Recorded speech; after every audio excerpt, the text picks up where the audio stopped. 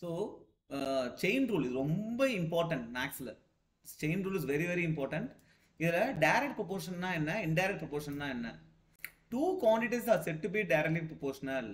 ரெண்டு குவான்டிட்டி எப்போ நம்ம டைரக்ட்லி ப்ரொபோர்ஷனல் சொல்லுவோம்னா, if an increase of one, ஒரு குவான்டிட்டி இன்க்ரீஸ் ஆனால் the other also increases to the same extent. So ஒரு குவான்டிட்டி நம்ம இன்க்ரீஸ் பண்ணோம்னா இன்னொரு குவான்டிட்டியும் இன்க்ரீஸ் ஆகும் அதே அளவுக்கு. ஃபார் எக்ஸாம்பிள், நம்ம 3 ரூபாய்க்கு 12 முட்டாய் தராங்க அப்படின்னா 8 ரூபாய்க்கு எத்தனை முட்டாய்? 3 ரூபாய்க்கு 12 முட்டாய்னா 8 ரூபாய்க்கு கண்டிப்பாக இதை விட அதிகமாக தான் இருக்கும்.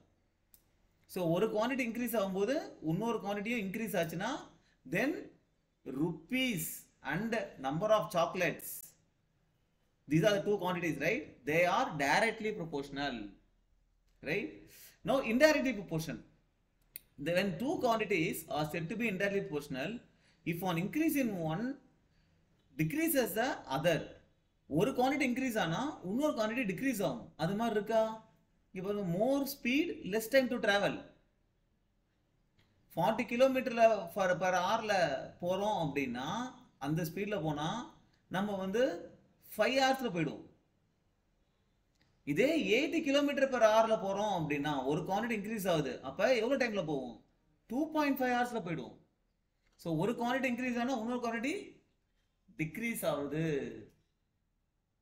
Correct? So this two quantities are indirectly proportional. Okay, so this is what is the basics, right? இப்போ ஒரு சிம்பிள் ரூல் சொல்லுவேன் இதை சால்வ் பண்றதுக்கு. Okay, the simple rule is, இந்த மாதிரி ப்ராப்ளம் எப்படி சால்வ் பண்றது அப்படின்னா, நம்ம யூஸ்வலா பார்த்தோன்னா 3 ரூபாய்க்கு 12 முட்டாய், அப்ப 8 ரூபாய்க்கு எத்தனை முட்டாய் அப்படின்னு கேட்குறோம்.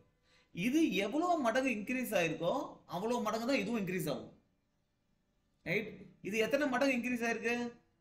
12/3 டைம்ஸ் இன்க்ரீஸ் ஆயிருக்கு, ரைட்? 4 மடங்கு இன்க்ரீஸ் ஆயிருக்கா? அதான் 12/3 டைம்ஸ் இன்க்ரீஸ் ஆயிருக்கு, 4 மடங்கு இன்க்ரீஸ் ஆயிருக்கு. அதுவும் இதுவும் 4 மடங்கு தான் இன்க்ரீஸ் ஆகணும். அப்போ 8 × 12/3 எத்தனை மடங்கு? இதை போட்டால் உங்களுக்கு வந்துடும், right? This is 4 times, this is 32, right? இதுதான் யூஸ்வலா நம்ம இதுதான் செயின் ரூல் சொல்றது. ஒரு குவான்டிட்டி, இது டைரக்ட் ப்ரொபோர்ஷனல் இல்ல, அப்போ ஒரு குவான்டிட்டி எவ்வளோ இன்க்ரீஸ் ஆயிருக்கோ இன்னொரு குவான்டிட்டியும் அவ்வளோதான் இன்க்ரீஸ் ஆகும், ரைட்? இது எப்படி போடுறது அப்படின்னா, ஓகே, நமக்கு என்ன கொடுத்துருக்காங்க? 3 ரூபாய்க்கு put a bracket like this, okay? 3 ரூபாய்க்கு 12 chocolates, okay? 8 ரூபாய்க்கு எத்தனை சாக்லேட்ஸ்? ஓகே, ஸோ ஆல்வேஸ் இந்த மாதிரி நீங்க இந்த மாதிரி கோலன் போட்டு இந்த மாதிரி செயின் ரூலை ஈக்குவேட் பண்ணிக்கலாம். 3 ரூபாய்க்கு 12 சாக்லேட்ஸ், 8 ரூபாய்க்கு எத்தனை சாக்லேட்ஸ்? ஸோ கொடுத்துருக்க டேட்டாவை இந்த மாதிரி கோலன் போட்டு ரெப்ரசென்ட் பண்ணிக்கலாம், ரைட்? இப்போ இதை கேல்குலேட் பண்ணுறதுக்கு என்னன்னா, multiply this and this, multiply this and this and equate. Okay, முதல்ல எக்ஸை மட்டும் எக்ஸ் மல்டிப்ளை பண்ணுங்க. 3x is equal to 8 × 12, x equal to 8 × 12/3. அதே வந்துருச்சா? இது மாதிரி ஷார்ட்டா நீங்க நம்ம கால்குலேட் பண்ணிக்கலாம். ஓகே, இது டைரக்ட் ப்ரொபோர்ஷன்னா 3 ரூபாய்க்கு 12 சாக்லேட், 8 ரூபாய்க்கு எத்தனை சாக்லேட், இது மாதிரி போடணும். இப்போ ஃபார் எக்ஸாம்பிள் நம்ம முன்னாடி பார்த்ததுல 40 கிலோமீட்டர் பெர் ஹவர்ல போனோம் அப்படின்னா எவ்வளவு நேரத்தில் போகலாம்? உனக்கு 6 மணி நேரத்தில் போகலான்னு வச்சுக்கோ. ஓகே, அப்ப 80 கிலோமீட்டர்ல போற ஹவர்ல போகணும்னா எத்தனை மணி நேரத்தில் போறது? இப்படி போடும்போது என்னன்னா இது இன்டைரக்ட் ப்ரொபோர்ஷன், கரெக்டா? Not direct proportion. அப்ப என்ன பண்ணணும்னா இந்த ரேஷியோவை மாத்திக்கணும். 40:80 போறதுக்கு பதிலாக 80:40 போட்டுக்கிட்டு இங்க 6:x போடணும். Just change this ratio. Indirect ப்ரொபோர்ஷனா இருந்துச்சுன்னா இப்போ சேம் மல்டிப்ளிகேஷன் தான். 80x is equal to 40 × 60. அப்போ x equal to 40 × 60 divided by 80. 40 80 2 times 2 x is 3. So 3 ஹவர்ஸ்ல போயிடலாம்,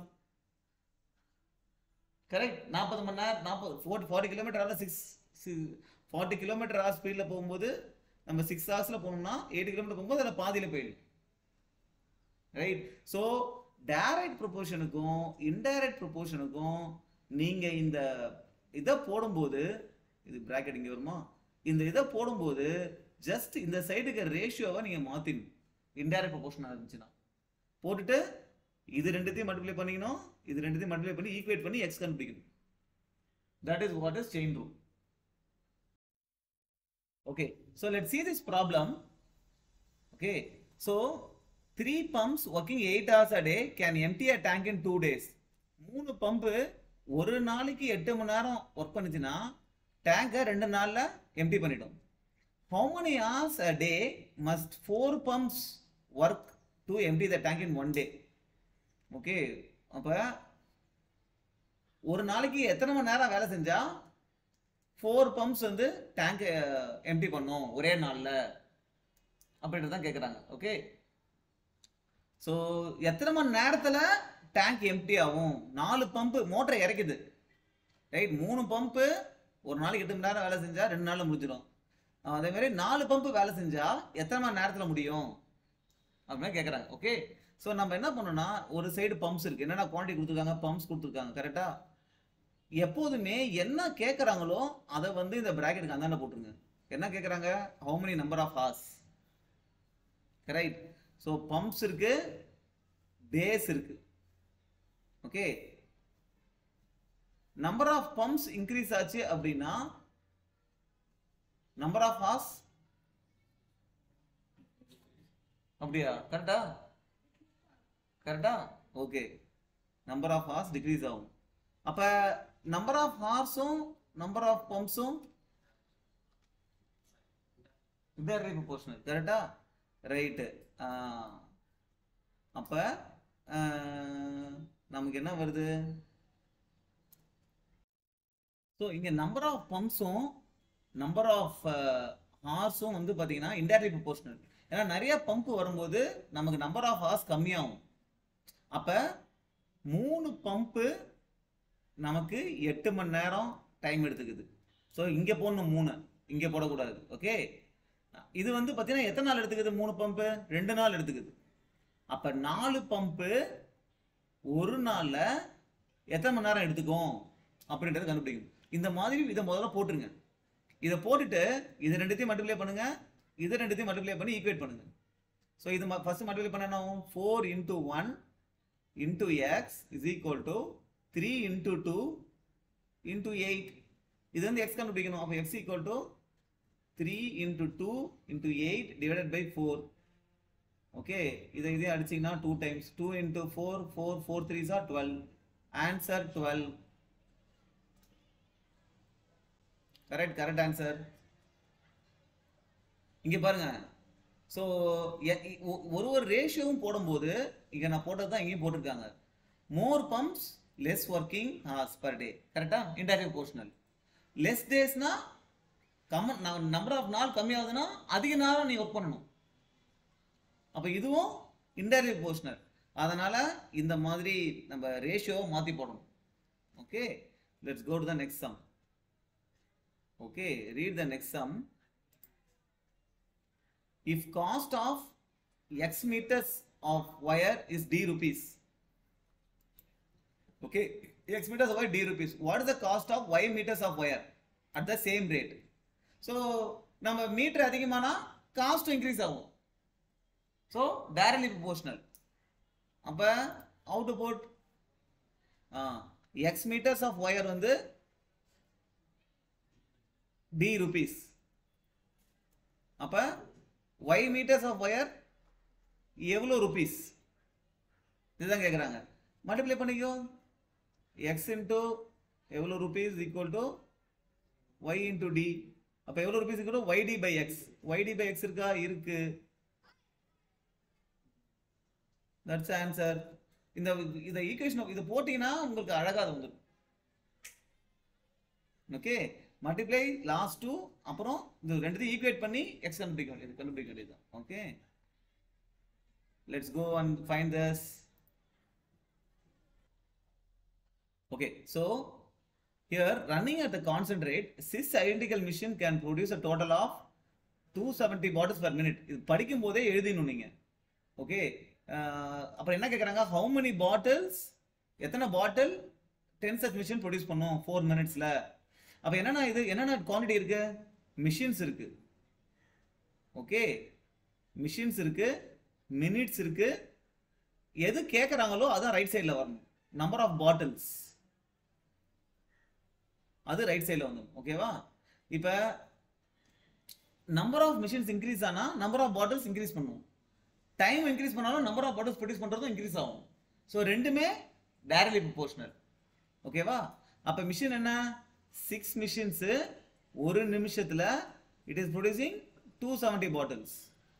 ரைட், இப்போ நமக்கு என்ன தேவை, 10 மிஷின்ஸ் 4 minutesல எத்தனை பாட்டில் ப்ரொடியூஸ் பண்ணும், இதை ஏற்றிட்டிங்கன்னா முடிஞ்சுது. So this 2 multiply, this 2 multiply, 6 into 1 6 into x, 6x is equal to 10 into 4 into 270. So 6 இந்த பக்கம் கொண்டு வந்தோம் அப்படின்னா 2 அடிச்சு பாரு, this will be 3, this will be 2, இதை அடிச்சா 90. கரெக்ட். ஸோ இது 18, 18க்கு அப்புறம் ஒரு 0 2 0, 1800 இருக்கா, இருக்கு.